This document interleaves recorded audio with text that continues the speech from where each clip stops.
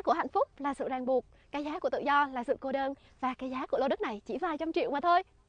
Lô đất có chiều ngang là 5, sâu vào 40, có sẵn 100 mét thổ cư, sổ hồng riêng, lúc nào công chứng cũng được nha.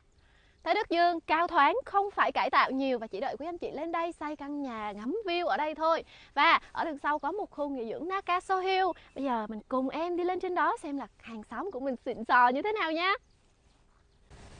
Đây là những căn nhà của khu nghỉ dưỡng Nakaso Hill, và những căn nhà này rất là được chăm chút. Đa số là những anh chị ở dưới Sài Gòn lên đây ở, và những cái khoảng thời gian không ở thì còn có kinh doanh nữa, cho thuê làm home hay là cho thuê phòng hay cho thuê nguyên căn đều có luôn nha cả nhà. Và nhờ bạn Yên quay nhẹ qua bên này để thấy được rằng là căn nhà này rất là chỉnh chu, hàng xóm của mình có thẩm mỹ rất là cao luôn. Và ai muốn làm cư dân của thành phố Đà Lạt nhất phải lên gọi cho cô gái Đà Lạt nha.